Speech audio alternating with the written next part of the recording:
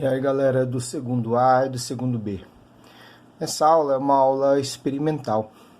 Eu e o professor Vitor, que dá aula para o segundo A, conversamos juntamente com o colégio e nós iremos dividir esse capítulo, o capítulo 3. Então eu vou falar essa primeira parte, tanto para o primeiro A como para o primeiro B. Espero que eu possa acrescentar conhecimento a vocês e ajudá-los a aprenderem mais um pouco sobre a geografia. Eu sou o professor Rogério e vou ter esse prazer de estar dando essa aula para vocês. Nós vamos falar sobre população, estrutura econômica e trabalho. Então nós vamos aprender algumas coisas. Então nós vamos compreender as relações entre população, mercado de trabalho e as diferentes formas de desemprego. Também vamos identificar as características do desemprego, do trabalho informal, da terceirização no Brasil. Os outros dois tópicos ficará a cargo do professor Vitor. Então nós teremos um novo vídeo aí, a segunda parte, para que vocês possam terminar esse capítulo. O que nós vamos ver nesse vídeo, tá? Quais são os principais conceitos que nós vamos aprender? No meu caso, nós vamos falar sobre a população e o mercado de trabalho, o desemprego, o trabalho informal e a terceirização. Então vamos lá, galera. Transformação no mundo do trabalho. As novas tecnologias de informação e de automação e as formas de comercialização atingem, embora de modo diferenciado, o mercado de trabalho de todos os países do mundo. Hoje nós estamos vivendo uma transformação muito rápida no mundo do trabalho. O surgimento de novas tecnologias, a robotização, o e-commerce. Então, todas essas atividades, hoje, elas estão mudando muito o mercado de trabalho no Brasil e no mundo. Essas mudanças, elas acarretam uma redução progressiva dos empregos, pois são vinculados ao objetivo de aumentar a produção com cada vez menos empregados. Ou seja, cada vez que surgem essas novas tecnologias, as máquinas estão substituindo as pessoas. Então, o número de oferta de emprego ela vai sendo diminuída, porque as máquinas ocupam os lugares dos seres humanos. E a tendência é o quê? O empregador querer cada vez mais aumentar a produção e ter um custo menor. Isso faz com que ele empregue cada vez menos mão de obra. O que vai surgir são vagas novas, mas para que o trabalhador ele seja inserido novamente no mercado de trabalho, é necessário uma qualificação profissional. Por isso que é tão importante os estudos. Então é muito importante essa questão da qualificação, essa questão de estar olhando o mercado de trabalho e quais são as tendências do mundo do trabalho. Na fotografia, nós podemos ver uma equipe de sondagem de robôs na indústria de peças automotivas. Então, na verdade, hoje nós temos os braços mecânicos, os robôs. Muitas fábricas hoje já trabalham com essa tecnologia de ponta, que faz com que realmente haja um número reduzido de trabalhadores. Agora nós iremos falar um pouquinho sobre população e mercado de trabalho.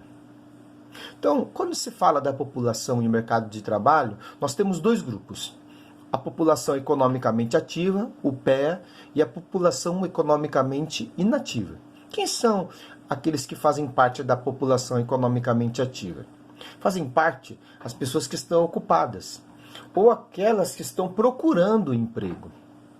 Ocupados podem ser empregados, empregadores, empregados e trabalhadores que exercem trabalho por conta própria, na economia formal ou informal. Ou seja, todos aqueles que estão trabalhando ou procurando um emprego. Porque muitas pessoas estão desempregadas, mas pararam de procurar um emprego. Nós não sabemos muitas vezes os motivos, mas muitas vezes por bater nas portas das empresas e não conseguir, param. Ou muitas vezes por não encontrar vaga para aquilo que eles são qualificados e precisam então de uma nova requalificação. A população economicamente inativa, o PEI, a população que não trabalha regularmente. Quem se classifica como essas pessoas? As donas de casa, os estudantes, os aposentados, os presidiários, doentes, inválidos e pessoas que vivem apenas de renda, tá? Que poderiam entrar os pensionistas também. Aqui nós vamos observar um pouco sobre a questão da relação, né, do mercado de trabalho e a questão do desenvolvimento dos países, porque os setores da economia são conhecidos como primário, secundário e terciário. O setor primário, ele envolve as atividades da agropecuária, agricultura e pecuária e o extrativismo. Esse extrativismo de maneira que use ferramentas mais simples, como os garimpos. O secundário, ele envolve a parte das indústrias, das fábricas e também a indústria extrativa, quando você tem a extração em larga escala, como o caso do petróleo. Nós também temos a indústria naval, nós temos, né, essas indústrias que se encaixam dentro do setor secundário. E o setor terciário é o setor de serviços e de comércio. Prestação de serviço entram aquelas pessoas como os pintores, os médicos, nós, os professores e assim por diante. Nessa tabela, nós iremos ver que os países desenvolvidos, eles têm a sua grande maioria trabalhando no setor terciário. Os países emergentes hoje também estão muito fortes no setor terciário, porém ainda existe uma parcela significativa no setor primário. Porque o setor primário desses países emergentes são países que ainda não desenvolvem alta tecnologia no campo, por isso ainda empregam muitas pessoas. No caso dos países menos desenvolvidos, ou chamados subdesenvolvidos, ainda eles têm uma base agrária. Por isso que o setor primário é aquele que mais emprega pessoas. Existem neles alguns países que estão tendo uma crescente no setor terciário, mas ainda prevalece essa atividade agropecuária, é um país com base pecuária, certo? Então, a maioria da população trabalha no setor primário. Essa tabela, ela mostra o grau de desenvolvimento também do país. Nós podemos imaginar que ele só está mostrando uma relação de porcentagem em relação ao lugar onde eles trabalham, os setores que eles trabalham. Mas através desta tabela, nós podemos medir o grau de desenvolvimento daqueles países. Porque quanto mais desenvolvido o país é, mais pessoas no setor terciário.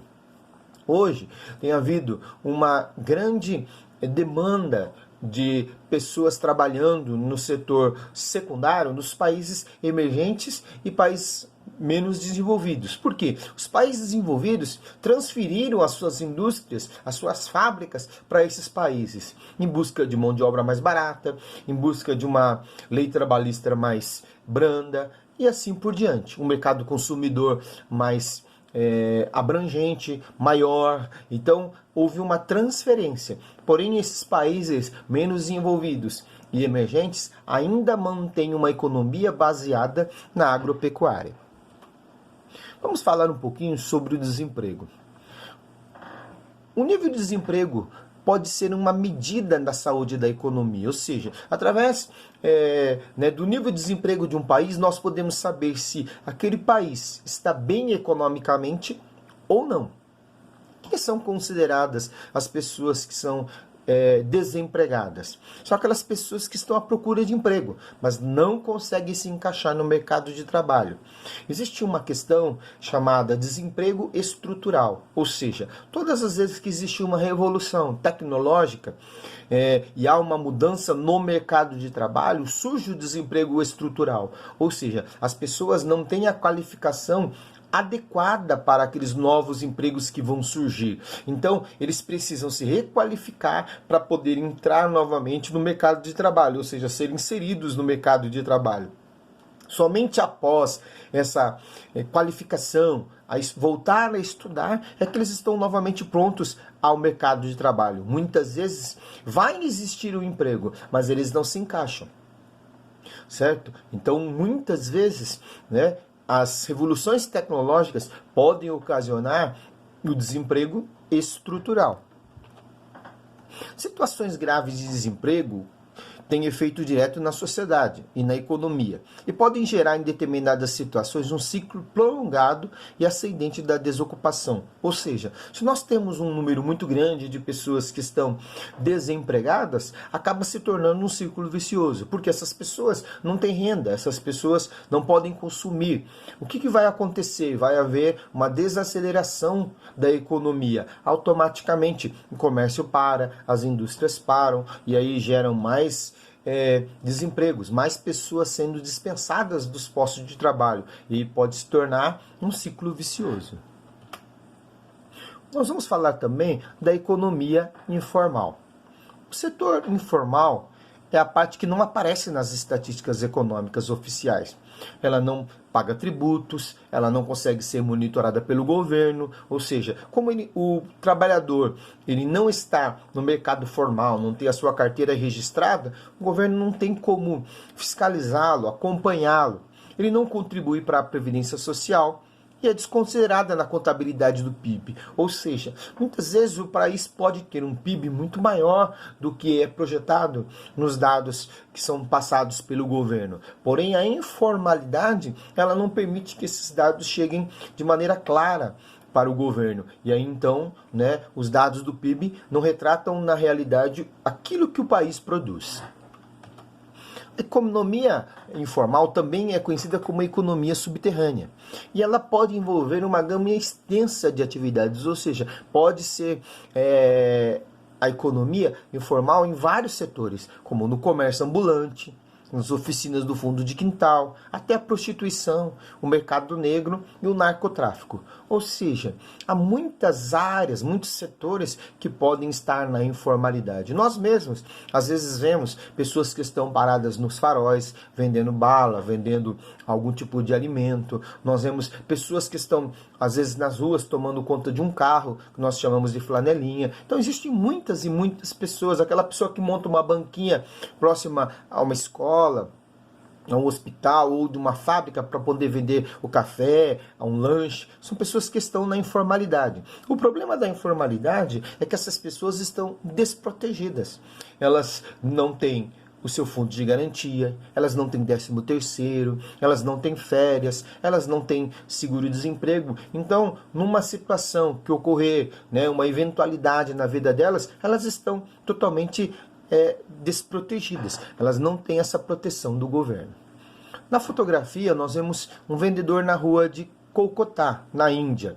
A economia informal responde pela maior parte do PIB e na força do trabalho nos países subdesenvolvidos. Então, uma característica da informalidade é estar nos países subdesenvolvidos. Esses países eles não conseguem, muitas vezes, ofertar postos de emprego para as pessoas. Então, o número de desempregados é muito grande. Então, para que haja subsistência dessas pessoas, eles acabam indo para a informalidade, fazendo trabalhos como esse que nós estamos vendo na imagem, do artesanato, como nós já falamos, no comércio, na prestação de serviços, para que eles possam ter uma renda. Na verdade, é interessante nós frisarmos que, no final, essa renda ela vai entrar no mercado formal, porque essas pessoas que estão trabalhando na informalidade, elas vão comprar remédios nas farmácias, alimentos nos mercados, vão procurar serviços, prestadores de serviços, e aí acaba muitas vezes essa renda sendo embutida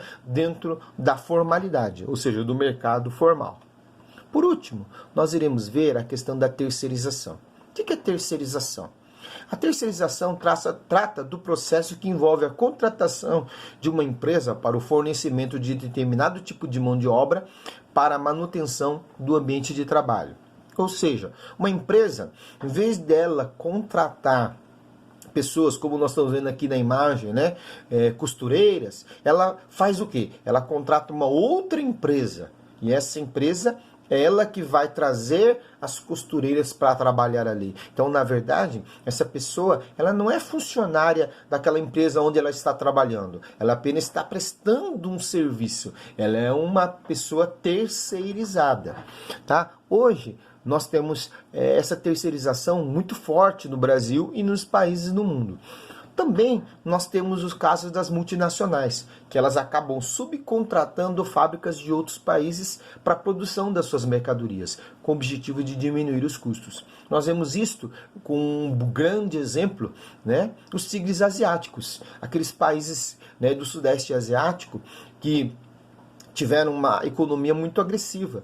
Mas lá o que acontece? A mão de obra é barata, as leis trabalhistas são mais brandas, né? As leis ambientais também são mais fracas. O que acontece? Essas multinacionais, essas transnacionais levam as suas filiais para esses lugares e ali eles produzem as peças, os equipamentos para levar para os países desenvolvidos e aí, então são feitas as montagens. É interessante a gente aproveitar esse gancho e falar sobre as empresas maquiladoras, ou seja, aquelas empresas que elas não produzem nada, elas apenas montam os produtos, ou seja, as peças vêm de vários lugares do mundo, diversos países do mundo, e nessa empresa, são as empresas maquiladoras ou maquiadoras, né? Muitas vezes elas só apenas montam o produto final.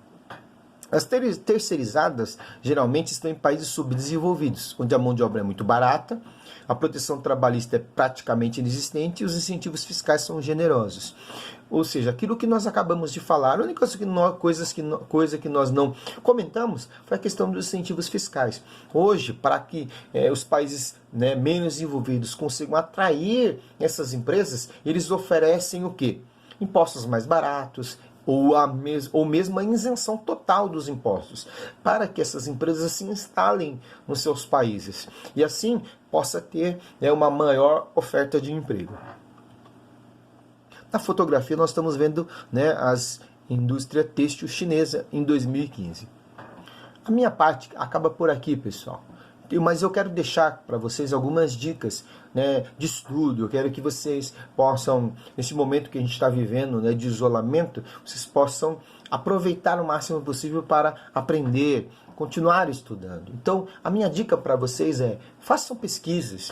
Nós temos aí a internet, um recurso tão fácil hoje, poderoso, para a gente poder, né, pesquisar vários temas. Toda aquela dificuldade que você tiver, você pode fazer e deve fazer algumas pesquisas na internet para acrescer, né, o seu conhecimento. Leia a apostila com atenção. Grife quando for necessário, ou seja, quando você estiver lendo a parte teórica, se você ver uma parte que você achou interessante, grife ali, marque, releia novamente para que você possa fixar, né, o seu conhecimento. Também eu vou dizer o quê? Assistam vídeos no YouTube quando for necessário. Se você assistiu a nossa aula, mas ainda acha que alguma coisa específica você precisa, né, aprofundar-se, se você quiser assistir um outro vídeo no YouTube, você deve fazer. Todo conhecimento é importante. A única coisa que a gente pede é que você tenha um crivo, que você analise para ver se aquilo que está sendo falado realmente condiz com aquilo que você está aprendendo, com aquilo que a apostila, o nosso material está passando para você. Quando você for realizar os exercícios, nossa orientação é o quê? Leia os enunciados do exercício com muito cuidado. Observe cada palavra, cada vírgula, e tente entender aquilo que o enunciado está pedindo para você. Eu quero desejar a vocês bom estudo e eu fico por aqui. Um abraço.